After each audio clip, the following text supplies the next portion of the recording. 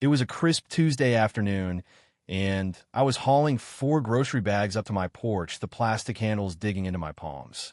I just scored a decent haul: eggs, bread, milk, some chicken, and a bag of apples after days of empty store shelves.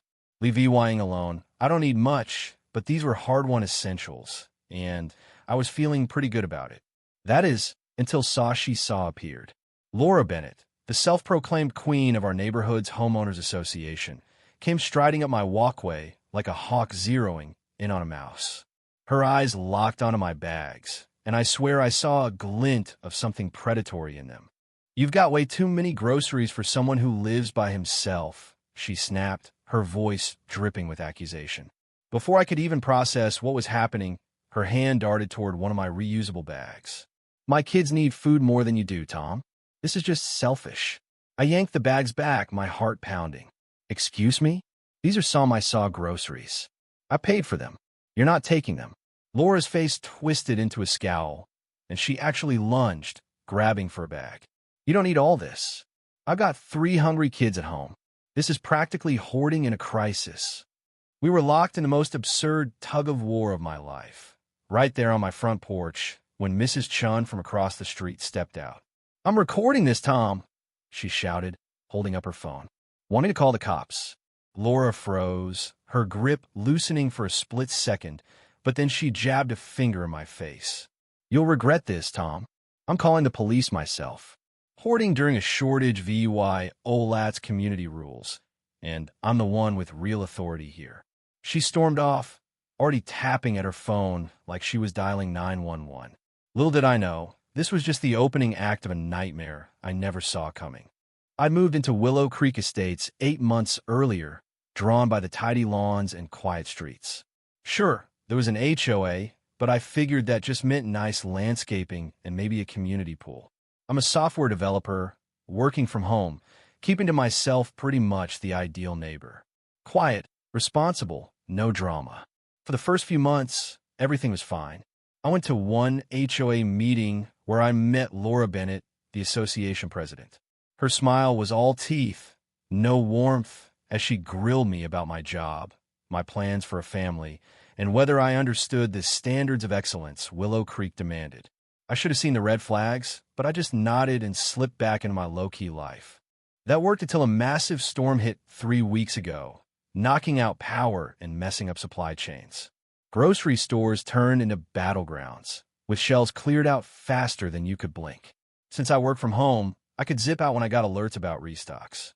Being single with flexible hours gave me an edge, but I wasn't stockpiling, I was just buying what I needed. Laura, though, took it personally. She started hovering near my driveway on delivery days, eyeing my bags like I was smuggling gold.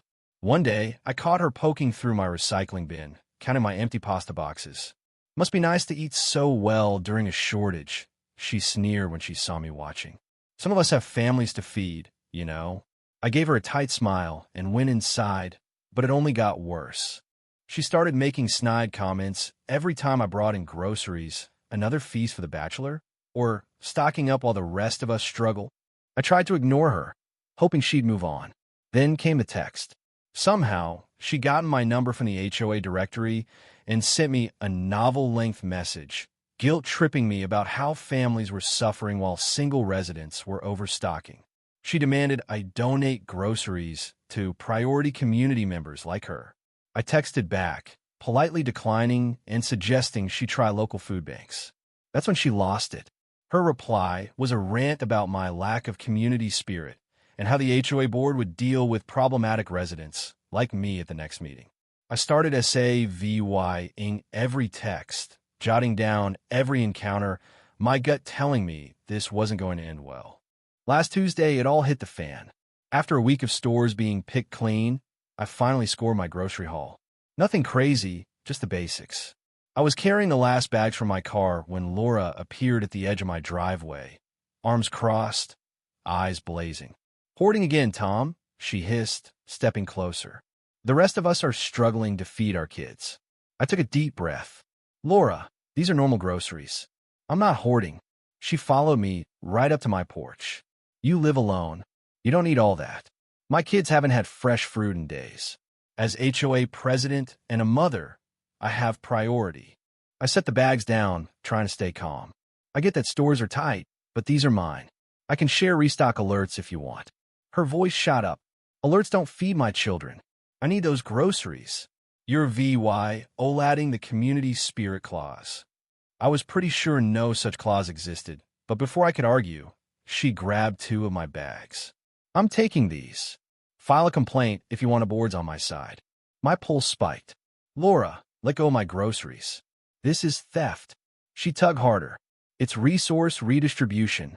You don't need this much. I have kids. That's when the neighbors started coming out. Mr. Larson next door had his phone out, recording the whole bizarre scene. Laura noticed and doubled down, shouting, "Everyone knows this is wrong. He's hoarding while families starve." Mrs. Chun stepped forward, phone still rolling. "Laura, I've got you grabbing his stuff on VY-Deo. Let go, or we're calling the police." Laura didn't flinch. "Go ahead. I'll tell them he's violating emergency protocols. I'm the HOA president." I pulled out my phone. "Last chance, Laura. Let go, or I'm calling 911. She smirked. "You wouldn't dare. I'm just feeding my family." I dialed, put it on speaker, and told the dispatcher someone was trying to steal my groceries and wouldn't leave. Laura's face went red. "This is ridiculous. He's framing me. He's breaking community rules." As I spoke, Mr. Larson walked over, showing me his phone. His doorbell camera had caught Laura earlier that day, trying to open my car trunk while I was inside. "She was trying to steal before you even came out," he said. Laura's eyes widened. "I was just checking if you needed help. It's my job as HOA president." The police rolled up minutes later. 2 officers separated us and started taking statements. Laura launched into a tirade about community responsibility and how single people were hogging resources. "So you admit you tried to take his groceries?" one officer asked. "I was redistributing them for the greater good," she insisted. "He doesn't need all that for himself." The officer's face stayed stone cold. "Ma'am, that's not how the law works. You can't take someone's property, no matter your reason." Laura's voice hit a new pitch. "But I'm the HOA president." The officer wasn't VYing it. HOA presidents don't get to break the law. And this VY-Deo shows you trying to get into his car earlier. Laura's face drained of color. "I was just checking. This is unfair. I have kids to feed." The officers huddled, then turned to her. "Based on the VY-Deo and witness statements, you're under arrest for attempted theft, harassment, and attempted breaking and entering." Laura's jaw hit the floor as they pulled out handcuffs. "You can't be serious. I'm a community leader." As they read her rights, the whole neighborhood watched, stunned. Laura kept ranting about community guidelines and resource allocation as they led her to the squad car. The shock on her face when she realized her HOA title didn't make her untouchable? Priceless. 3 days later, I got word she was facing charges of attempted theft, harassment, and attempted breaking and entering. Bail was set at $5,000, with a restraining order keeping her away from me. The HOA board held an emergency meeting and booted her as president pending her case. Word is at her arraignment, she collapsed in her seat, muttering, "But I'm the HOA president," like it was a magic spell to undo everything. She's looking at up to a year in jail and $2,500 in fines. And let me tell you, the neighborhood hasn't stopped buzzing since. So what do you think? Was Laura just a desperate mom pushed to the edge, or did she cross a line that no HOA title could justify? Should I have shared my groceries to keep the peace, or was standing my ground the right call? And what about the neighbors' heroes for stepping in, or just nosy bystanders?